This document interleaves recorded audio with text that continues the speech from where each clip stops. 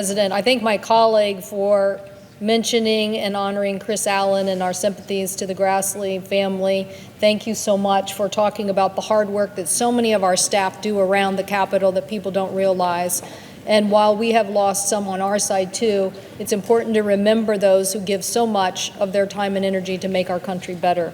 Mr. President, I rise to support the U.S.-Mexico-Canada agreement that we're going to be voting on tomorrow, and I want to thank all the people who've worked on it, including Senator Grassley, Senator Wyden, Senator Brown, Speaker Pelosi, and many other people to get us a final product that I think we all believe should move forward.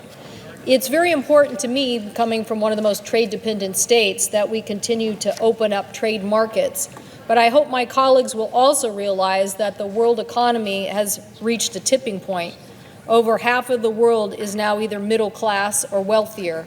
So that means that we have more people to sell more U.S. products to. That means bigger market opportunities for U.S. manufactured goods, for agricultural products, and a way for us to continue to compete in some of our most important industries. That is why I've always supported making sure that we continue to open up trade markets in a fair way. And for us in Washington State, the North America Free Trade Agreement was a positive move. In the context, prior to the agreement for Washington, maybe in Mexico there was $300 million of business. Now there's more than $2 billion. And they are one of our largest exports for Washington apples. Today, Canada, you can see a similar story. Prior to the North American Free Trade Agreement, our products into that country were roughly about $2 billion. Today, they're $9 billion. So continuing to modernize the North America Free Trade Agreement is an important step for Washington and for our economy. The important aspects of this deal help us open and get a fair playing field for wheat, for making sure that digital trade continues in a fair way, and that dairy products are accessed into Canada in a fair way, and that our wine industry, believe it or not, Canadians drink a lot of wine, particularly in British Columbia, and they've not always given us fair access to that market.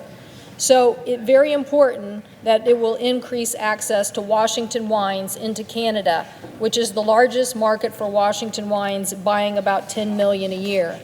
But as I mentioned, USMCA will maintain a duty-free access for our dairy products. It will certainly make sure that our wheat products are on a level playing field and continue the access to digital trade. I want to thank my colleagues, Senator Brown and Senator Wyden, and Speaker Pelosi, and all those in the labor movement who worked hard with getting an enforcement and capacity building provision in this legislation.